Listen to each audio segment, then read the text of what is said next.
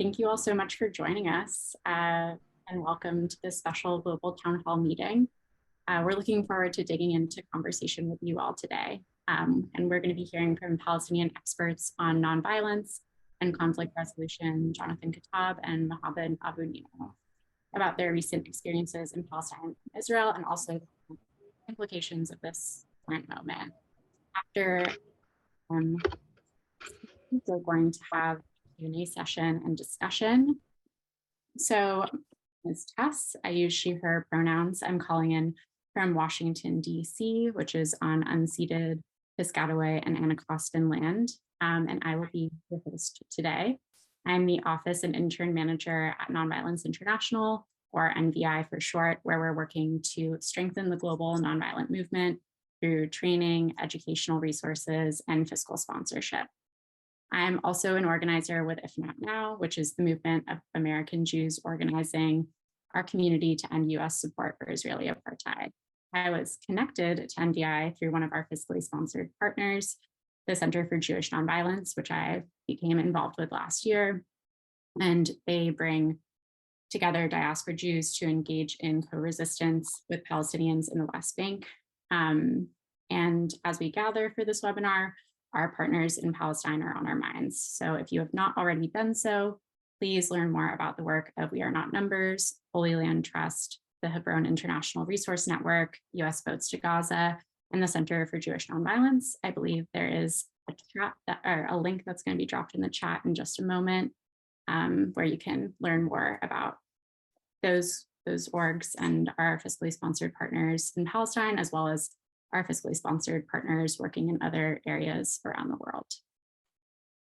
We are really grateful for answers and over the years, as well as for the dynamic work that they do to build a more just and peaceful world.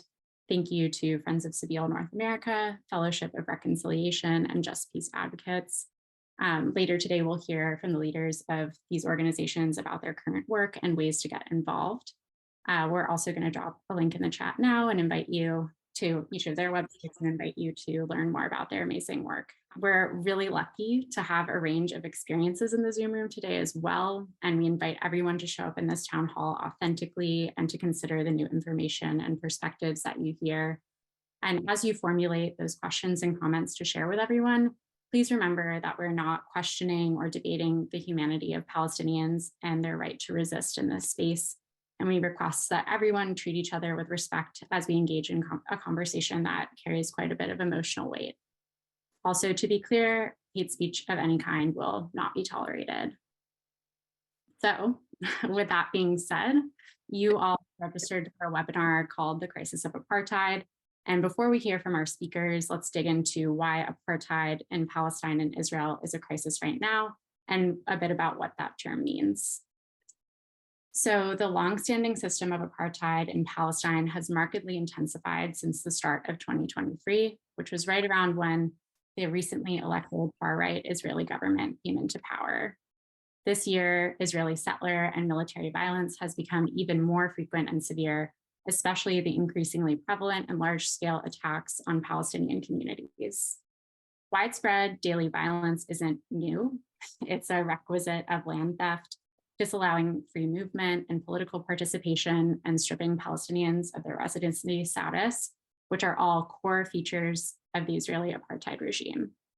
While Palestinians continue to resist systemic dispossession, and as the global movement for justice in Palestine grows, Israelis have largely remained silent about the occupation and Palestine in their many, many protests in the recent weeks against the new government's plans to overhaul the Israeli judicial system. So for, I think, around the past 12 or 13 weeks, there have been mass protests throughout 48 Israel against changes to the judicial system that would not only weaken the High Court's power, which is their Supreme Court, but also would allow the current coalition government to very easily pass far-right policies into law while entrenching their coalition government's power well beyond this election cycle. And just to frame this a little bit more personally, for me at least, I remember being in Kirbet Sarah last year, which is a Palestinian village encircled by Israeli settlements about 50 or so minutes north of Jerusalem. And I heard from an elder Palestinian man who has lived there his whole life that the violent incidents, which used to be rare, are now regular, even daily occurrences. The spring that his community had drawn water from for decades had been taken over and damaged by settlers, and a generation of young people are being pushed out of their community by policies which disallow them from building homes for their growing families and are met with demolition when they try. That was in June 2022, and now almost a year later, watching this crisis escalate even more, I can only imagine what we aren't hearing about through social media or the news from people like the elder that I'm having here about Sarah. So to answer his question, no, we cannot accept this reality. But more than not accepting this reality, I'm asking all of us to consider today, like what we will do to disrupt it. And in a moment, I'm gonna get to the part I think you've all been waiting for. I'm gonna pass it off to our first speaker, Jonathan Kuttab. He is the executive director of Friends of Civil North America and also an international human rights attorney. He is the co-founder of the human rights organization Al-Haq and Nonviolence International, the host of today, as well as Just Peace Advocates, which is one of our co-sponsors today as well. He has made serious impact on the movement for justice in Palestine over the past several decades, and one of his notable recent contributions is his book, Beyond the Two-State Solution, which explores what one binational state could look like. He recently returned from an extended trip to Palestine and Israel, during which he spoke with many people about his book and about this political moment, among other things. And with that, I will pass it off to you, Jonathan. Thank you very much, Tess, and welcome to all our friends. This is quite a collection of very important, significant people in the nonviolence community, and I welcome all of you to this discussion. As Tess has mentioned, I have just recently returned from a month-long trip in Palestine, where I spoke with many people and was involved in many activities.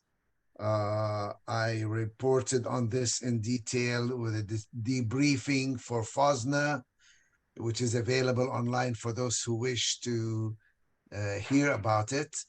But I deliberately did not speak about one of the main reasons for my trip, which was to basically gauge Palestinian and Israeli response to the ideas in my little book, Beyond the Two-State Solution, which Nonviolence International has published and is available for free download in English and Arabic and Hebrew.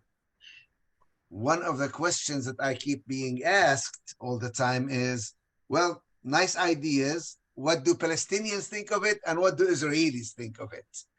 And we had to wait till we had the book available in Hebrew and in Arabic, which it was now, and to get it distributed and have some discussions around it. That was one of the things that I did on this trip.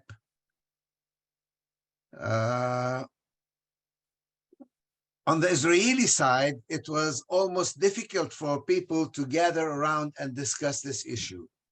They were so taken up and obsessed with the demonstrations, with the judicial overhaul, with what they perceived as the struggle for Israeli democracy, to really talk about Palestine, Palestinians, the occupation, and the future. I had at least two very active, important people who told me they couldn't even get a group of Jews together in one room to discuss the book. But there were others who were ready and who were willing. And we had some very fine discussions in Hebrew about the ideas of the book. We also had many discussions with Palestinians on the book. And what I found out was that on both sides, there is very much a sense of crisis. I can tell you in Israel, nobody is talking about a Palestinian state at all. Unlike the international community, where two states continues to be the only game in town and the only discussion, even though people are realize it's not going to happen, that's about the only discussion that takes place. Two states. But in Israel, everybody knows there's not going to be a Palestinian state, period. It's finished. Now there's a different battle that's taking place. And it's a battle as to what kind of one state will we have? What kind of future will there be? Will it be apartheid, pure and simple? Will it be a managed situation where you keep the facade, the mirage of two states in the background, while in effect it is really an apartheid state?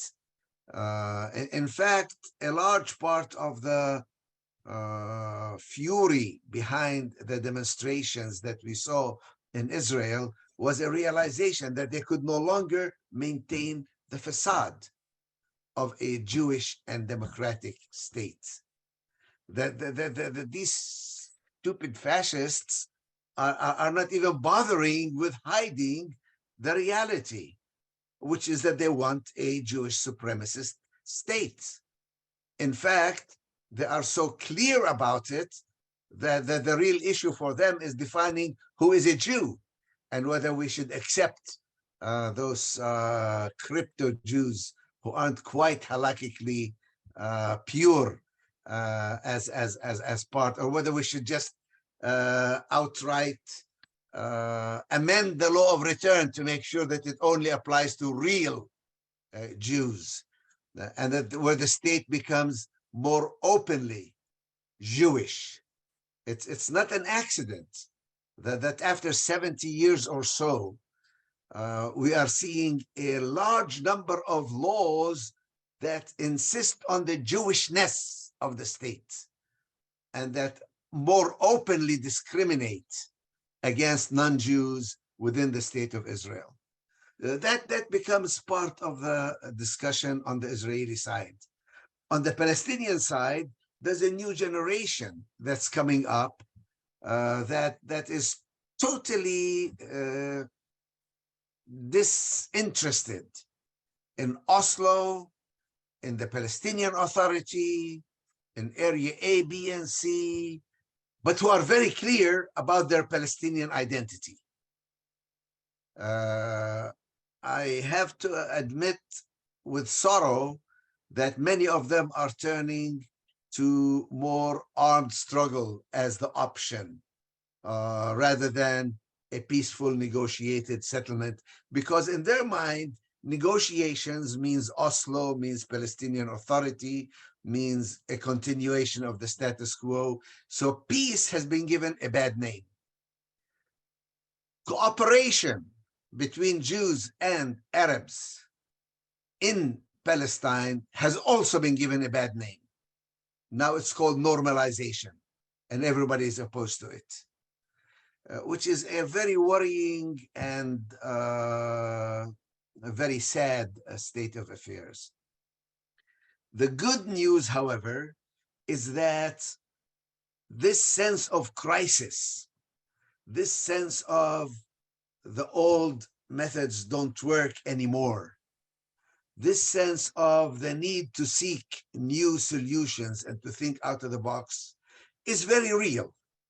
There is a crisis. People are looking for new ideas.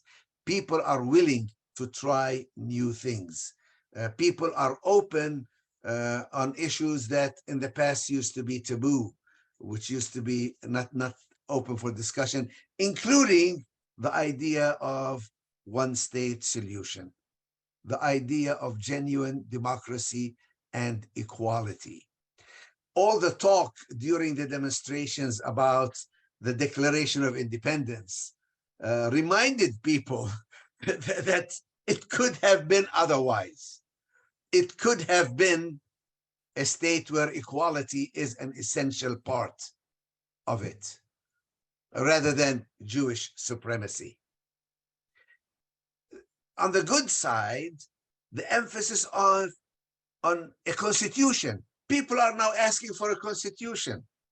When for all its life, Israel has avoided having a constitution very consciously and deliberately.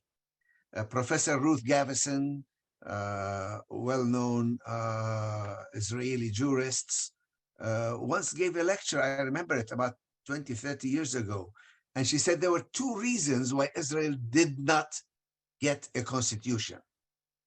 One, that a constitution would have to resolve the issue between seculars and religious by providing constitutionally some mechanism to provide equality and to provide rights for Jews who are not necessarily halakhically kosher.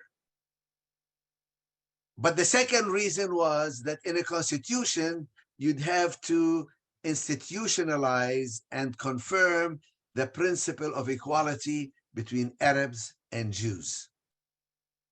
And that was an issue that the early Zionists were not very eager to address at that time. I suspect they are still not eager to address it, because democracy at its root requires equality, requires checks and balances, requires some constraints on the rights of a mere majority, or 51% of the population, or one round of elections, to determine and crush and delegitimize and oppress those who do not end up with 51% of the seats in the Knesset or parliament.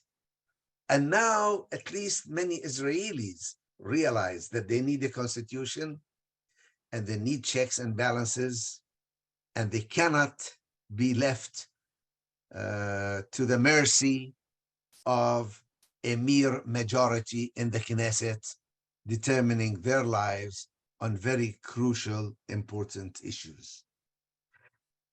This is the bright side, I think, that there is a possibility for rethinking the process.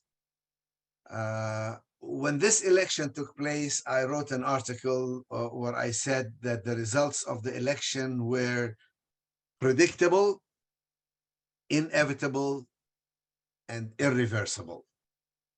And what I meant by that was that sooner or later, Israeli Jews and Zionists are being forced to become more openly fascist, more openly oppressive, more openly racist.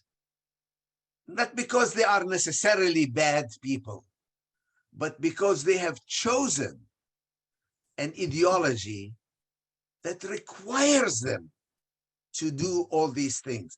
How else can you keep 7 million non-Jews under your thumb without becoming more vicious and more oppressive and more blatantly racist and discriminatory towards them?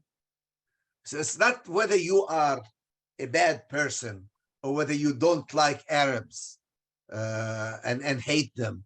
It's just that you cannot rule them without dehumanizing them. You cannot control them without treating them as less than human.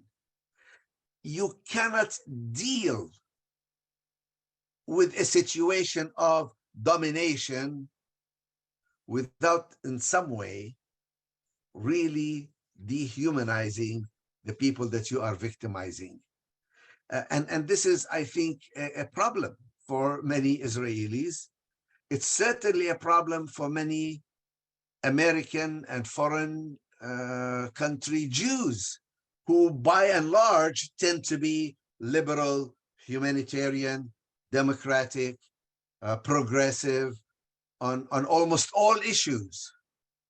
But when it comes to the state of Israel, they tend to either be silent or try to nuance the situation away from the reality, which is that in the state of Israel today, no solution is available that doesn't offer either equality on the one hand or oppression and racism and fascism on the other. So if you really believe in democracy, you can no longer say, I want democracy, but I don't want to hear about these other people. It's no longer possible in this world today. I think this is all the time that I have now. We'll be able to explore that in some discussion later. But I trust that almost everybody on this call has already read my little book, Beyond the Two-State Solution. It has a nice little executive summary for those who don't have time to read the full book, even though it's a short book. The idea is the two-state solution is no longer possible. And I'm one who worked very hard to get that kind of compromise accepted. It is no longer possible. We must now think, how can we live together in one state that satisfies our needs, but doesn't allow us to have exclusivity and domination and supremacy over other people? Thank you, Tess. Thank you, Jonathan. Really looking forward to hearing everybody's questions and reflections on, really potent perspective and story of what you just shared.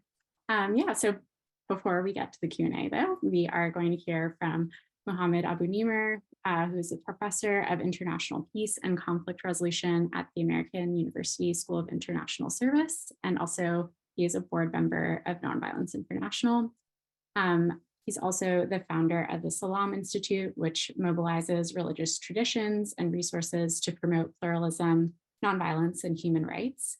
He has authored and edited numerous books on faith-based peacebuilding, including Evaluating Interreligious Peacebuilding and Dialogue, Methods and Frameworks, and Nonviolence and Peacebuilding in Islam, Theory and Practice. And with that, I will pass it off to you, Mohammed. Thank you. Thank you, Tess. Good evening and good morning and good afternoon for everyone, wherever you are. Glad to be with you. Tess, I do have another 15 minutes or 10. Is that okay? Or what's the limit? 15, right? Yeah, 15. Yeah. Okay, thank you. I'm really glad to be here with you, and it's good to see some familiar faces and also to see unfamiliar faces. So I'm glad to meet you. I've heard many of the names here. I see them on the screen, so it's good to match the name with the face. Again, Jonathan covered really many passionately many points, as he does usually, from the legal to the political analysis, as well as to the need to really to envision a one state, binational state, where Arabs and Jews, Palestinians or Israelis can live together in this territory. I am like him for many decades, for about 4 of them in my life. I've spent advocating for the two-state solution politically, and like many others also involved in that. And I'm not sure I'm quite ready yet to bury the two-state solution fully, 100%. Maybe I'm still tracing 1 or 2 or 3% in my cognitive and emotional attachment to that one. But the more time I spend here in Israel and in the Palestinian territory, and right now in the Galilee, and we'll be going south tomorrow also to see some friends. I'm more sort of more, let's say, less hopeful that one can really look at two-state solution, beside the demographic settlements, all the territorial and changes on the ground that Jonathan alluded to them. I mean, absolutely, territorially speaking, the disengaging Palestinian and Israelis territorially from the territory where they are, it requires both civil war within Israel, as it has been mentioned by many analysts. The withdrawal from the West Bank and the settlements is not like the withdrawal from Gaza. This is different area, different territory. And even in the imagination of the different conversation I've had with Jewish colleagues, Israeli Jewish colleagues and others, there is no even slight imagination that this can be physically done or politically done or security, whatever rationale one can mobilize. So right now, the question that Jonathan Book posed is, if no two-state solution is possible physically, feasibility-wise, something that we warned about it from the 80s already, and now 40 years later, we find ourselves in that reality. What are the other options? And the other option on the ground that exists right now is really the apartheid arrangements, the separate territorial separation that we have, and the two-layer system that exists in the West Bank, and also the total isolation of Gaza under full siege for the past 20, even more than for about 13 years, I guess.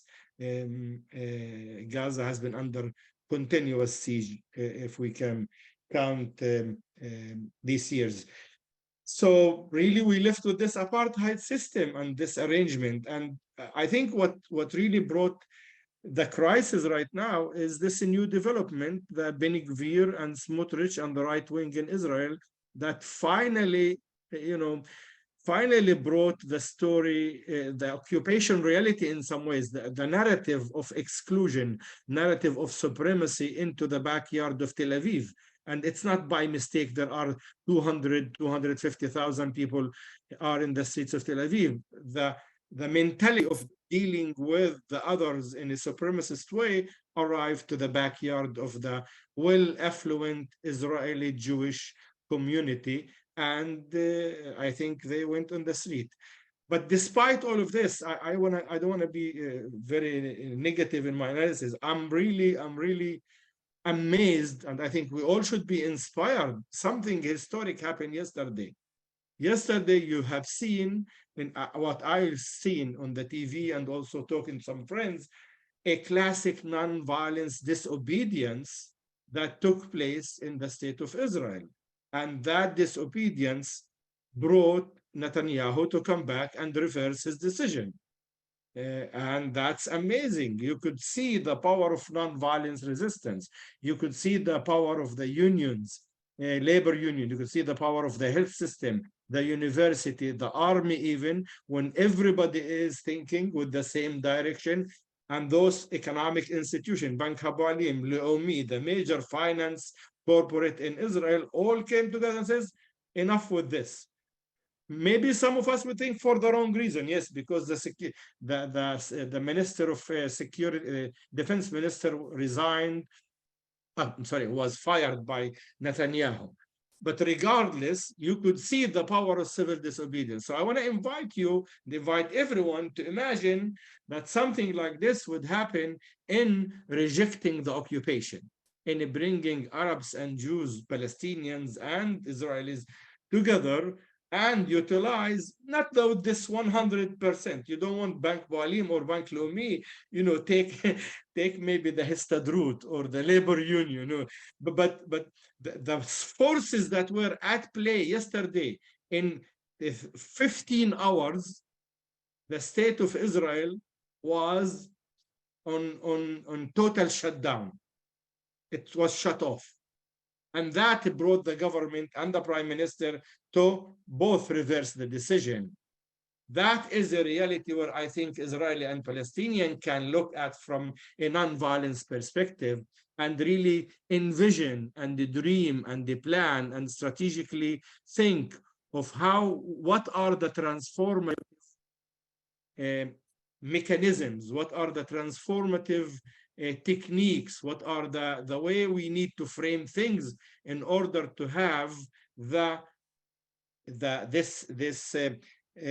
those 250,000 in Tel Aviv and 20,000 in Haifa and more Israeli protests to say, oh, our reality here is fully connected to the reality of the Palestinian in the West Bank and Gaza, and our destinies are intersected and interconnected, and there is no way we can live in peace and security without actually joining hands and living and having Palestinians live in their own dignity and their own also space. So for me, one state, two state, this is a very important question. But I think to be inspired by what happened in 15 hours, where 500,000 people or so can bring the government to reverse its decision, is amazing. And that was done in front of our eyes. So it's a classic, case where one can learn from it and see how it's done. And I'm sure many Israeli scholars will write more books and have more articles to analyze it, and also talk about how wonderful the resistance in there. So for me, that really was positive. Being Palestinian within Israel, there is also a bit of a sore point here, that you look at it and it's all Israeli flags and all is Jewish narrative, Israeli Jewish narrative. So the movement itself is really built in many ways with the agreement that let's take the 20% Arabs of Israel or Palestinians of Israel, or 20%, 1 out of 5. You guys stay at your home, don't come to protest with us in Tel Aviv. And once we settle this issue among us, the Jewish Israeli citizen, then we will talk and you will benefit. And unfortunately, this is an unpopular opinion I'm going to share with you.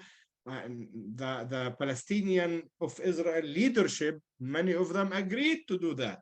They stood by and they're waiting for the battle to be finished between Israeli protesters, Israeli Jewish protesters among them, and they took themselves out of the game of citizenship. I mean, if you're an Israeli citizenship and you belong to the government and to the state, not the government, to the state, why not go and do a parallel protest movement as well to enhance your own? Some of the political party did call for protest, and some of them did go to Tel Aviv to protest. But I think overall, if I open this door behind me and you ask my dad and my mom, what do you think of Tel Aviv? They say, yeah, these are the Israeli Jews, they're protesting, and let them finish their battle. That's the nice way maybe you can hear it. Other people totally disengaged from it. So that's a sore point where the vision for democracy did not include the inclusion of Palestinians of Israel. The inclusion and diversity model of reconciliation, peace building, and democracy and conflict transformation in this case did not come through fully. It basically, you have for many Palestinians within Israel, you have this debate between Israeli Jews from Ashkenazi origin, or Israeli Jews from Sephardic origin, or people of corporate elite versus people who are poor. But basically, they did not see themselves in this context as full member of the citizen and members who will be threatened by the judicial reform. The judicial reform will affect every Israeli citizen, and they are 20% of that population, yet they were not invited. In fact, they were disinvited. When some political leader tried to protest with them, they said, no, please, you are damaging our cause, because the right-wing Israel will use this as we are pro-Palestinian, and we want to focus our protest on this aspect of the demand. The slogan should be a democratic Jewish state with the protection of the judicial reform. So that's unfortunate, but I think still, despite that, there is lots of things we can learn as nonviolent resistance activists and peacemakers and scholars from the experience that the Israeli public, and congratulations in many ways. From my perspective, I really see it as congratulation move and very successful. And I hope, and I see that some of them will continue to do their nonviolent resistance and disobedience. And I think that's an excellent example for many people to use the civil disobedience aspect. In 2 days, Thursday, there will be the Land Day. The Land Day is a day of March 31st, where Palestinians of Israel march in the Galilee, in the Naqab, in the Negev in the south, and also in the Triangle area, commemorating 1979, when 13 Palestinians were killed for the first time in confrontation with the authority of security of Israel, issues on land confiscation and urban development. We will see how this event will evolve in Sakhnin, in the Galilee, in about 2 days, and usually there are tens of thousands of people who participate in that march. I'm not sure I have many things to add on the state of desperation and the fact that Palestinian new generation is adopting more violent, in my view, and more armed struggle against the Israeli occupation. That's a reality. We already live into it. And the fact that this conflict, due to the escalation in the Israeli government right wing, have went back to the dehumanization and to the denial of Palestinian entity. And now we're finding ourselves very difficult to have Palestinian-Israeli cooperation, Palestinian-Israeli dialogue, Palestinian-Israeli peace building. It's a curse. And as a Palestinian, you don't have any public or private or even public endorsement for engagement with the Israeli public because of the situation in Hawara, in Nablus, in Jenin. These events in the past 4 or 5 months are very, very alarming, and they are really moving the conflict into a different level of escalation between people. And this is not strange, because we are dealing with 2 generations. If you think about it, we are dealing with Israeli who only 20 years old, who did not see Intifada 2, who did not see Intifada 1, and all they lived with is through the regional right wing in the Arab region, as well as lived through the Likud and extremist area. So the denials of Arab and Palestinian is the norm. It's not something that is strange. And this is the peak of it, and that's where we arrive. And I think the Palestinian reaction is not going to be nicer. It's going to be further denial of Israeli and Jewish right, historic right for the land, will be more hopelessness. And those 2 generations right now will be trying their way. They will be trying the way of arms and the way of violence in dealing with each other. In our work, and I'll end with that, Tess. I know I'm in 14th minute. So I think what we're going to do, what we need to be doing, not only calling for non-violence resistance against the occupation in the West Bank and also in general, but I think we have to go back and work on the ABCs of humanizing the other. I mean, things that we did in the mid 70s, early 80s, we have to come back and humanize the Palestinian to the Israeli and humanize the Israeli to the Palestinian. We have to do some more work on the visioning. If we're going to endorse one state solution, that is very difficult thing to put on the table of the Israeli public. Also in the Palestinian public, in its a genuine meaning, not as a trick, we'll have one state solution, but really our intention is to rule them after some 20, 50 years of demographic change, whatever scenario is there. For a genuine one state solution, I think we need more visioning of Palestinian Israeli to be working together in order to envision how those mechanisms will work. And we have some example, we shouldn't shy away from Neve Shalom, Waht al-Salam, the oasis of peace near Jerusalem, between Jerusalem and Tel Aviv, where Arabs and Jews have lived together since 1970 and established a community, joint community, and they trained me and they trained many other in peace building and facilitation of dialogue. And we also should uplift and share positive, although there are a few of them, but positive shared initiative of a joint resistance. We know Israeli and Palestinian, each one have to resist within their own community, but that is essential. That, I think, is not enough. Those small pockets of a genuine joint resistance should be highlighted, should be really like the combatant of peace, yes, and many others should be put up high in our agenda and illustrate to the Israeli and Palestinian there are other ways to work together toward justice and mutual dignity for the two of them. Thank you, and I think I stick by the time. Yes, thank you so much, Mohammed. Yeah, I'm really excited to see where this conversation goes, and yeah, really appreciate the perspective of Palestinians within Palestinian citizens of Israel that you brought to this conversation today. So before, yeah, Mubarak, yeah. When you open it, a question, how we want to open it? Perfect. Great question. I have a question. I want to see for the rest what you want us to do. Yes, that's perfect segue because I'm about to put that out there. So we're going to move into the Q&A session now.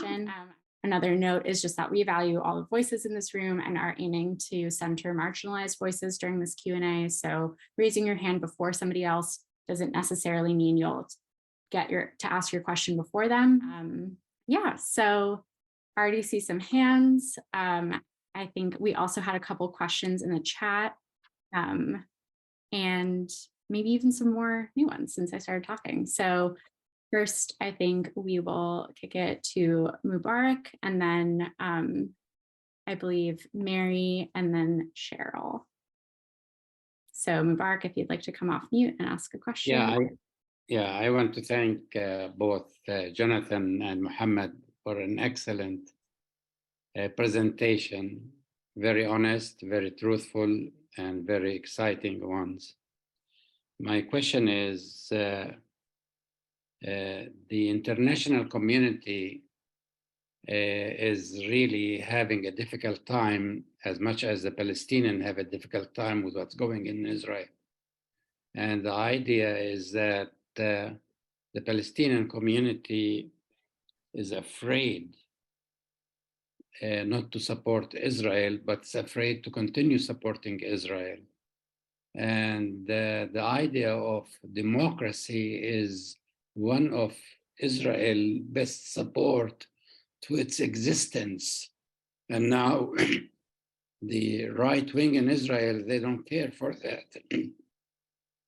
And I want Mohammed or Jonathan would react to the international community, why none of the international community will go over there and talk to Netanyahu or talk to the people there and say, we cannot afford Israel not to be a democratic.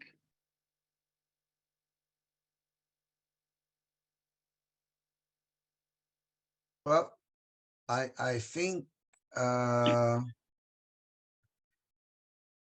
there are two major reasons why the international community has been supportive of Israel. And make no mistake about it, Israel and its system cannot survive without massive international support. It's too small, its base is too tiny. It needs the international community economically, technologically, culturally, diplomatically, physically. I mean, the Air Force cannot even train going 3 times the speed of sound without using other people's airspace. It's such a tiny country. So why has it received so much massive support? Part of it has been in genuine sympathy and response to anti-Semitism, which continues to exist in the world today. Thinking that they were really trying to do the right thing, that they were the good people, that they were in favor of democracy, in favor of freedom, in favor of so there was a lot of what I would call sympathy support. And there's also a lot of business interests. Israel has a very robust arms industry and intelligence industry. They do drones, they do hacking, they do high tech. And so there are a lot of countries that have interests related to Israel and its technology. And now we are seeing the first portion of support, a lot of cracks in it, because a lot of people realize Israel is no longer the underdog. is no longer the oppressed, is no longer the victim, is no longer, to the contrary, it is the oppressor. It is the violator of international law. It is the victimizer rather than the victim. So there's a lot of uncertainty in the kind of support that the international community is given. And this is where if the governments don't do what they're supposed to do, this is where civil society comes in with nonviolent forms of support, BDS, boycotts, divestments, and sanctions. We were told these were illegitimate until it was the Israeli Jews who were using boycotts and divestments against the Netanyahu government.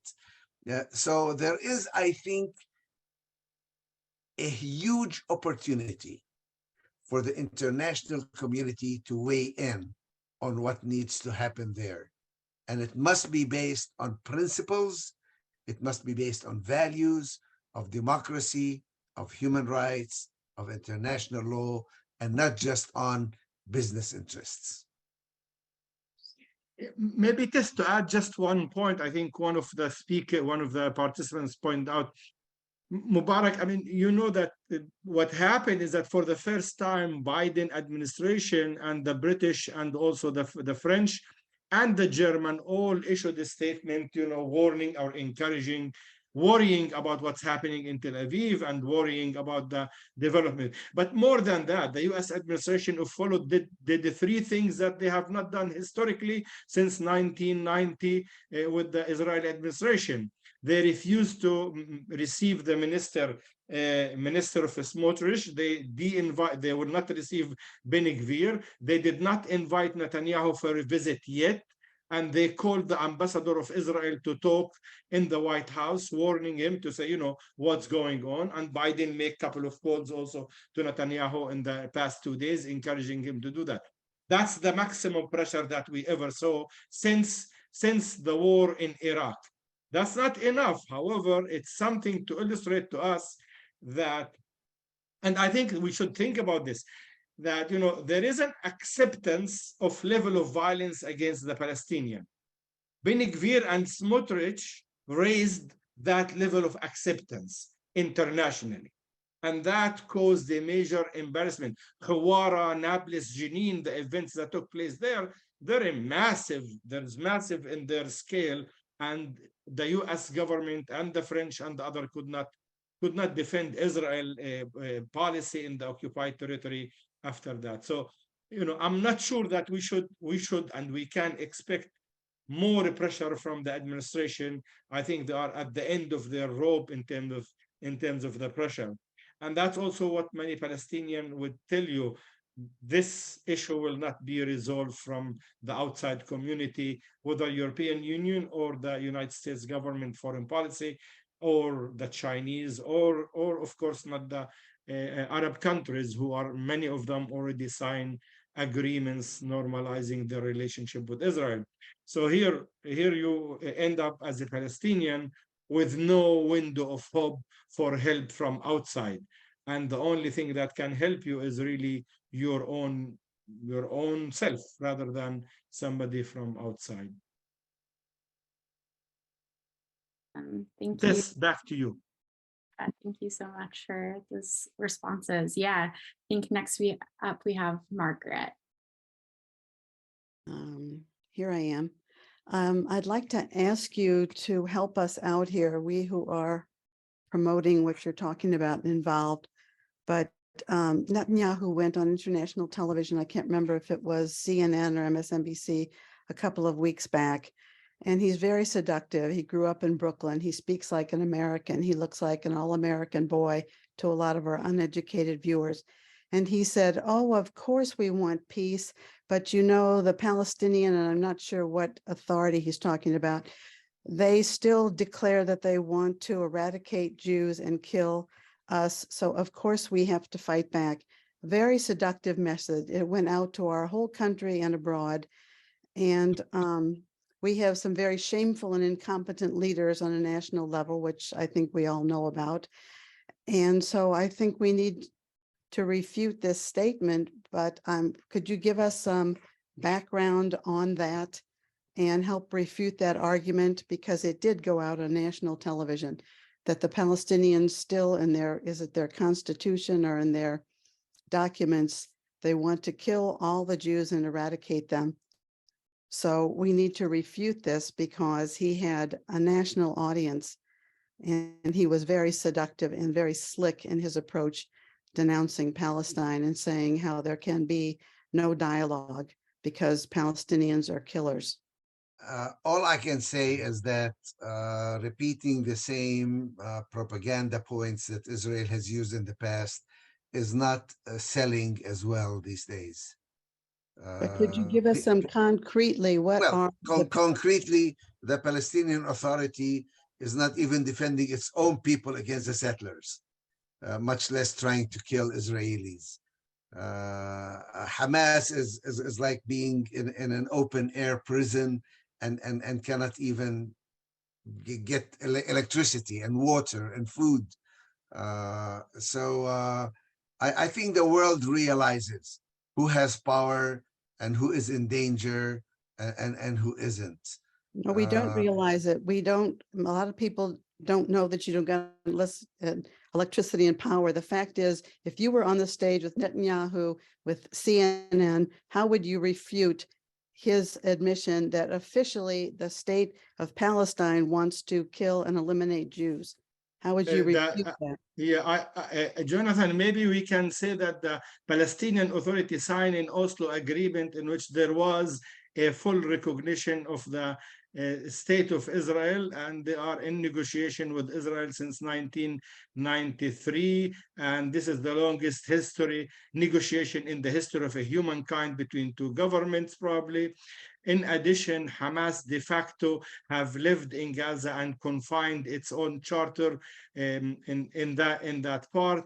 And again, the third argument, usually you can say that Israel itself did not declare and recognize its international borders.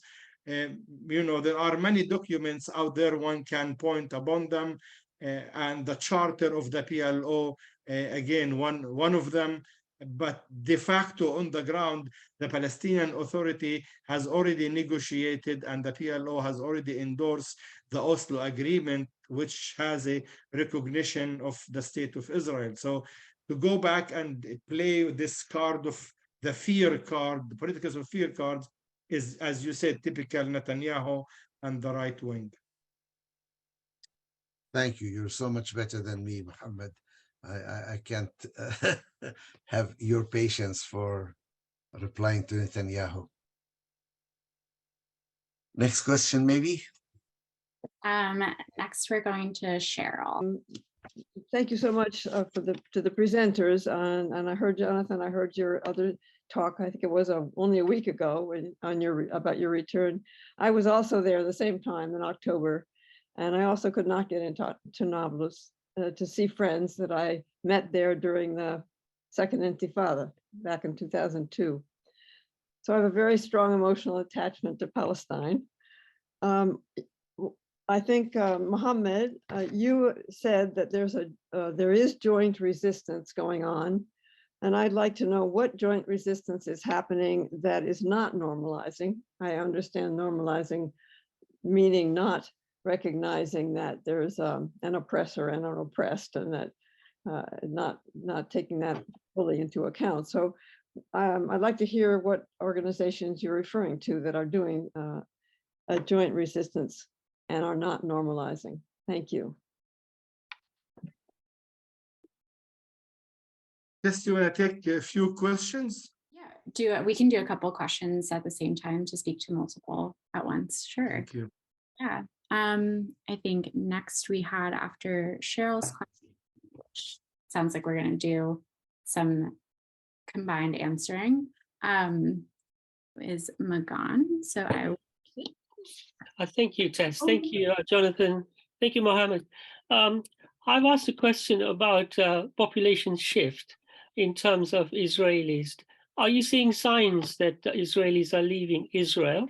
That was my first question. And my second question was, have you heard anything about businesses who are reluctant to place themselves in Israel or do business with Israel? Thank you very much. Could you repeat the second part? What business is Israel? What? My second question was, are you seeing signs that international businesses are becoming reluctant to join or come into Israel now because of the problems they're having? Thank you. Okay, I'll read it. Palestinians have been physically divided, are not able or allowed to gather. How can they have a parallel protest?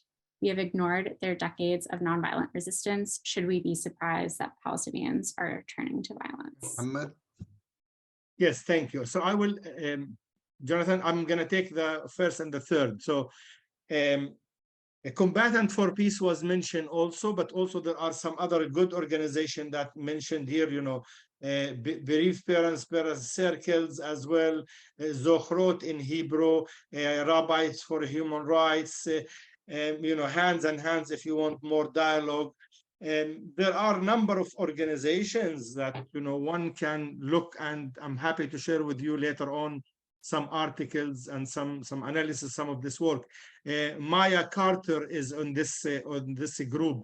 She's a professor at Kennesaw University, and she's done her dissertation and work on nonviolence resistance in Israel, Palestine. And there are a number of others report on this. So there are some groups, there is very few of them these days, and not like the 90s or early 2000, because of the segregation that took place. Just for the issue of the Palestinian do parallel protest, I was not referring to the Palestinian in the West Bank to protest the judicial form. I was referring to the 20% Palestinians inside Israel, Israeli citizens, that their leadership is in the Israeli parliament, in the Knesset, and they are full member of the political system, and they are not demonstrating alone.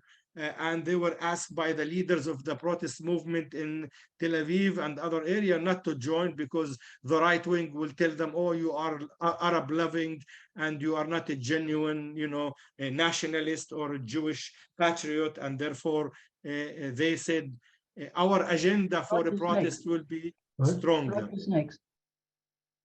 And I think that's one of the problems with it. But the next question was regarding whether Palestinians are able to move and to do nonviolent resistance.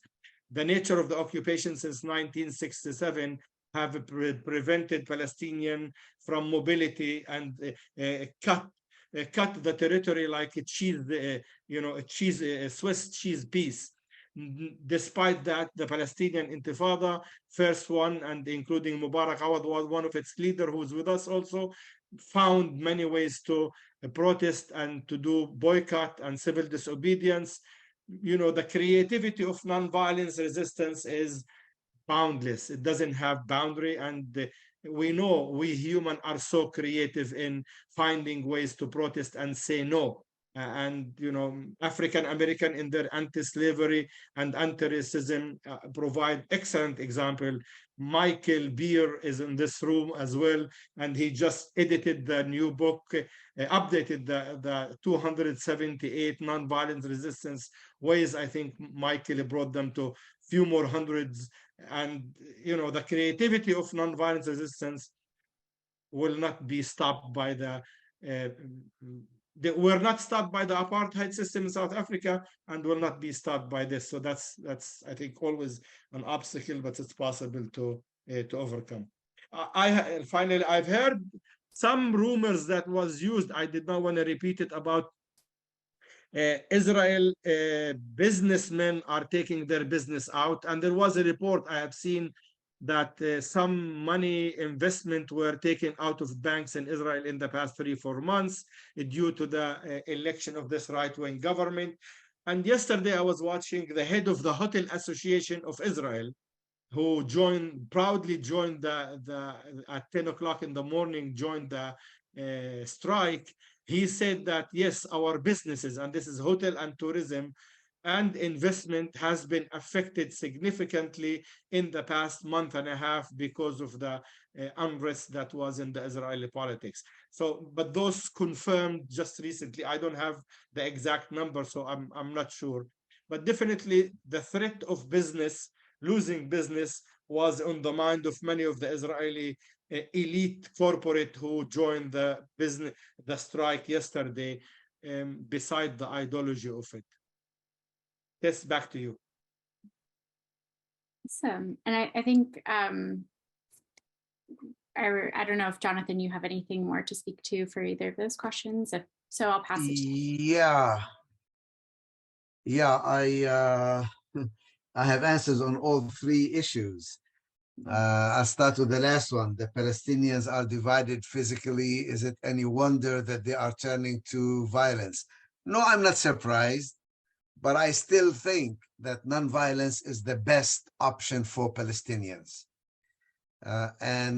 Maybe one of the successes of the occupation is that it has managed to separate Palestinians from progressive Israelis who used to work together all the time. Somehow, in our eagerness to avoid normalization, I think maybe we have gone overboard. We need many more joint activities. Israelis have given peace a bad name, but that doesn't mean we shouldn't pursue peace. It's given dialogue a bad name. It's created so many false dialogues, but it doesn't mean we should stop doing dialogue. It has created so many fake gatherings of Jews and Arabs that really normalizes the occupation. But it doesn't mean Arabs and Jews shouldn't get together still anyway and jointly fight the occupation. This is, I think, something that we need to do. Are Israeli businesses leaving? Yes, we've heard some accounts of Israeli businesses leaving and Israeli individuals leaving or seeking foreign passports.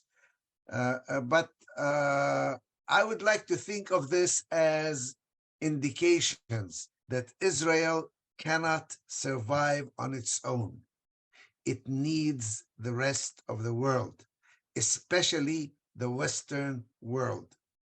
And that gives us in the nonviolence movement huge leverage if we know how to use it, to make sure that this is not an issue of demonizing or delegitimizing or anti-Semitism. This is really using the tools of nonviolence to produce a result of justice, of equality, of respect for human rights, of ending oppressive activities. Yeah, thank you, Jonathan and Mohammed, for your responses, and also for everyone who's asked a question so far. We are going to move forward in the queue, taking a couple of questions at a time and continuing this style of Q&A. So first up, Roger, and then I'll call on Mervin if you're comfortable coming off mute, and Tina as well. So Roger, you're up. Hi, we're in Edinburgh, and I think you can hear me. We're in Edinburgh. We just had a visit from Alon Liel, former director of the Israeli Foreign Service, who is part of the policy working group, a group of Israelis and Palestinians that have been in London recently. And he was talking about the political party that he is, amongst others, have started, which includes both Palestinians and Israelis, and Avram Berg, Gershon Baskin, Rabia Bassis, Faraj Fallah are part of this program. What do you think of this, the likelihood of this political party producing results? Thank you, Roger. And before we get to answering that, we're going to go to I believe Mervin next, if you're comfortable coming off mute and asking. If not, I will go back in the chat and read your question. Yeah. My question is perhaps a little different from those that have been asked. It's to do with the basis upon which the Israeli Supreme Court makes its decision. Israel does not have a constitution. It does not have a long-term tradition of common law. So what is the basis, the legal basis for the decisions it makes? Is this basically Torah? Also, too, we know that the Supreme Court may make decisions, but these then are overruled by the military. So it doesn't seem to me that the Israeli Supreme Court has had all that kind of ability to produce checks on the Israeli government up until this time, let alone in the future.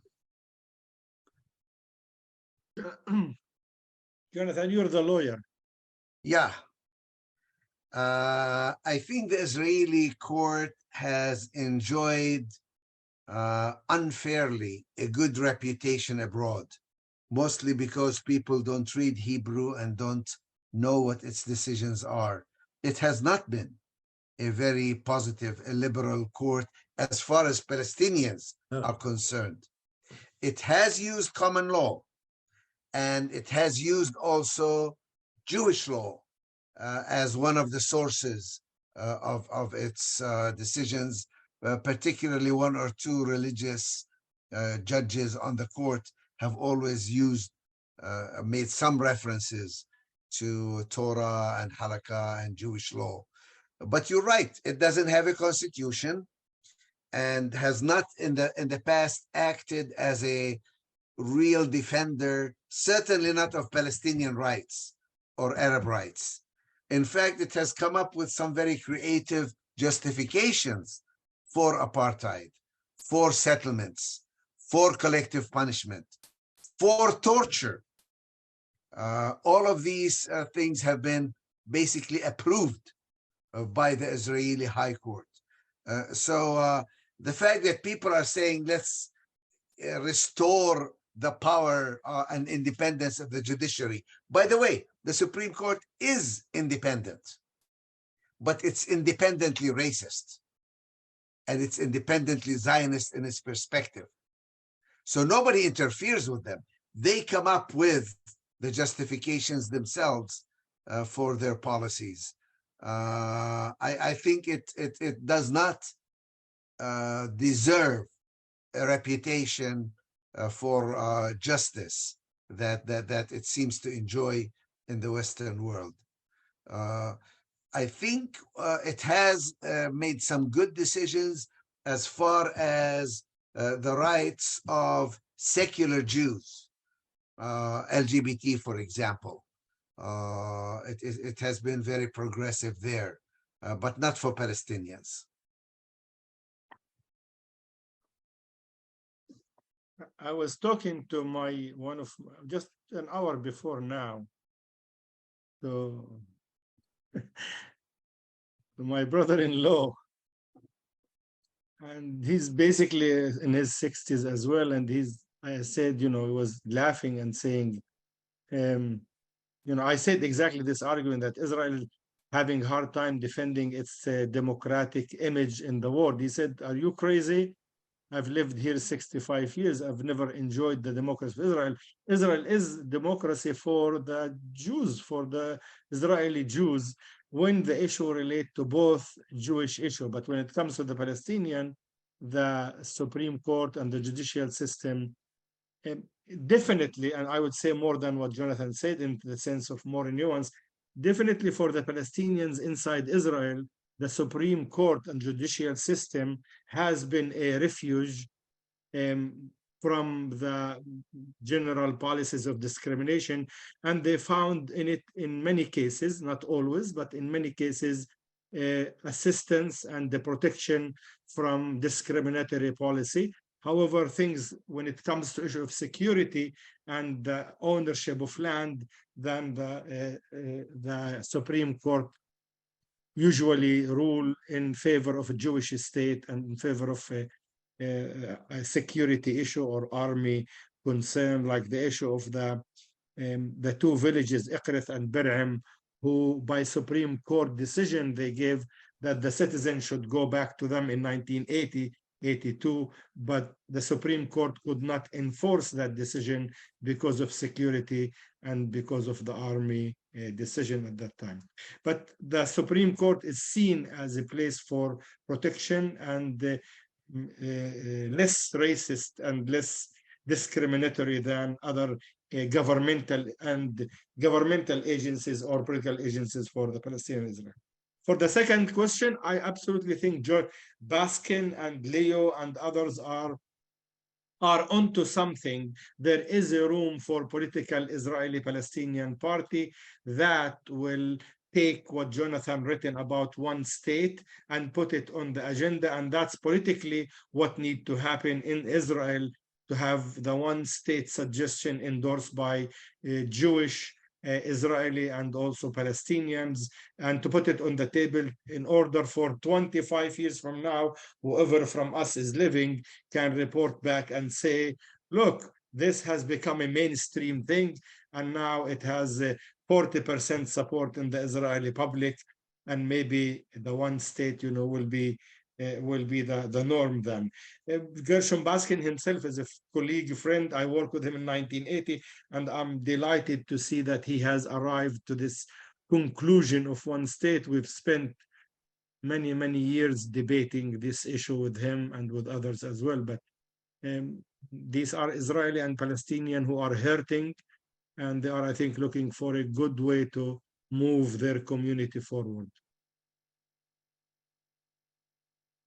Thank you, Jonathan and Mohammed and everybody who asked a question today.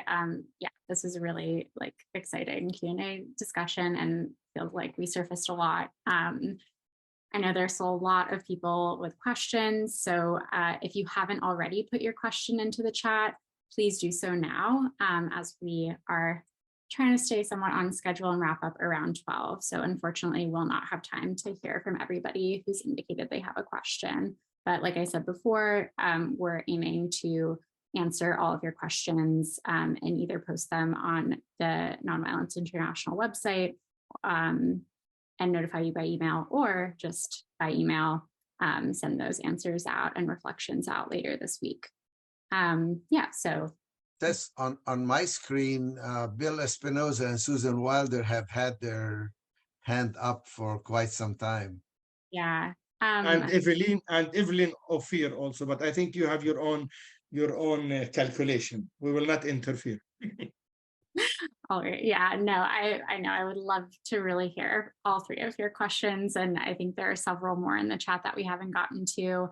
And if you'd like, if everyone who has a question still wants to stick around for a few minutes after, that works. If Jonathan and Mohammed, you're around, but we can also circle back to that after we wrap up. But just want to get through a couple of important things from our co-sponsors first. And also, yes, yeah, please put any questions in the chat that aren't already in there that you would like to be answered. So firstly, thank you all so much for your thoughtful engagement. I'm really excited to see where this conversation goes after today. And before we say goodbye, I want to kick it over to our co-sponsors who are going to share some ways to get involved in their really important work.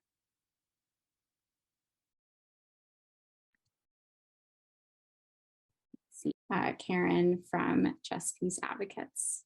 Thanks so much, and thanks for having us co-sponsor.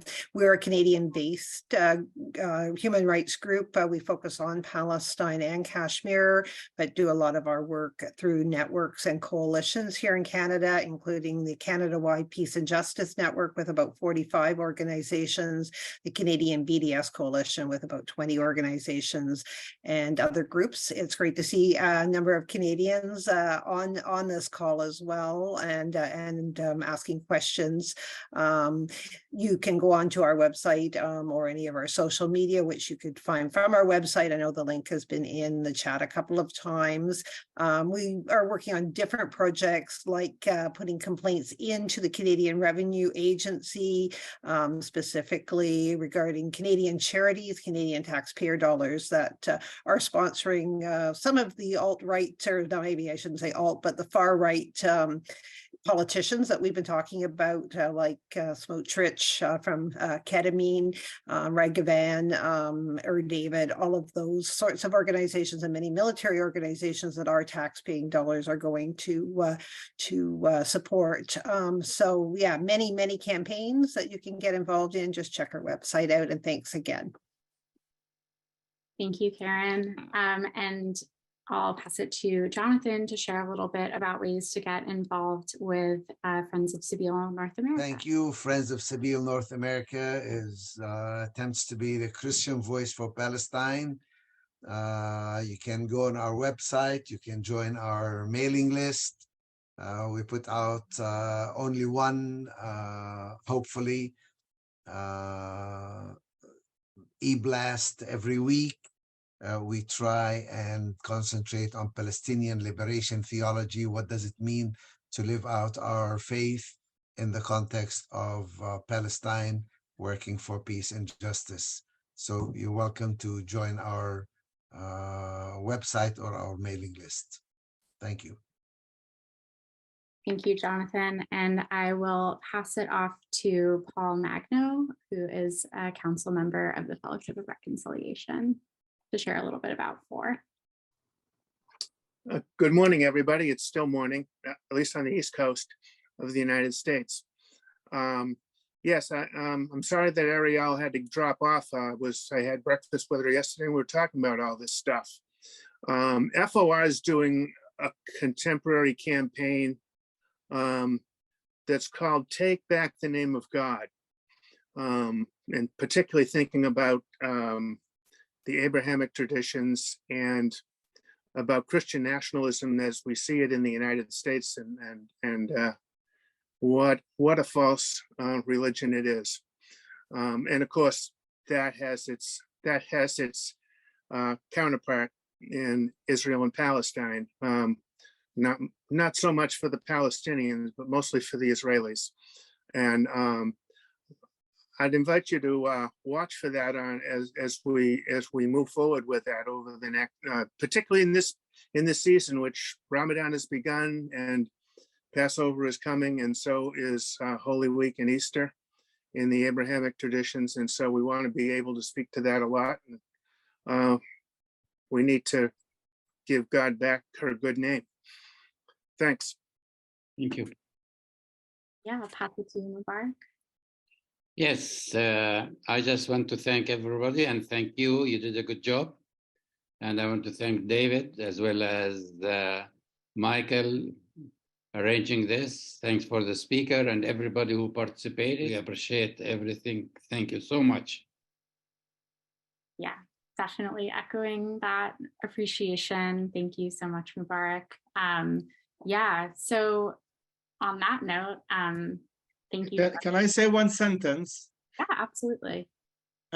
Salam Institute does interfaith dialogue. We did not talk about the role of religion and religion for peace in this context, but we are doing lots of interfaith community work, not in Israel, Palestine, but that's something I think if any of you is interested in looking at the role of religion, Muslim, Christian, and Jews in promoting peace in this context, would love to be in touch with you. And Fakhra Halloun, Dr. Fakhra Halloun is with us. That's my commercial. Thank you. Awesome. Yeah, if Mohammed, if there's a link that anyone might be in touch with, email that they should get in touch with you through, yeah, please drop it in the chat whenever you have a chance. Yeah, thank you so much to our co-sponsors. There are some really amazing opportunities to take action and support the movement for justice in Palestine, as well as generally the movement for peace and nonviolence around the globe. And we really hope the conversation today has been both activating and agitational. And in that essence, invite you to stay connected with NBI and receive updates from us, like webinar announcements. So you can come to the next one, like Mubarak mentioned, and also opportunities to take action with our partners, with us, and other like organizations and movements in our corner of the peace movement, really. We also ask that you learn more about our amazing fiscally sponsored partners and consider joining one of their upcoming programs or supporting their vital work through donating or volunteering. And also invite you again to download Jonathan's book, the Beyond the Two-State Solution, which is available for free download on NVI's website. You can also buy a hard copy, not a PDF, if you would prefer to turn a page, through a bookstore in DC that I think we can also throw in the chat for people who are sticking around for a few more minutes, and also I believe on Amazon. Yeah, I guess before we say goodbye, if everybody wants to come on and say goodbye or peace in your language or however you say that, joining us, we'll be around for a few more minutes for people who wanted to maybe ask a last question or two. But otherwise, thank you all so much for joining us today, and hope to see you at our next webinar. مع السلامة. Peace. Bye. Bye. Thank you. Bye. Peace. Thanks for coming, everyone. Thank you. Thank you. Bye. Ma salame. Salami. Thank you. Mubarak, good to see you. Colby. All right, Habibi. Bye. Say hi to Nancy. Bye, guys. Thank you so much. This was incredibly hopeful and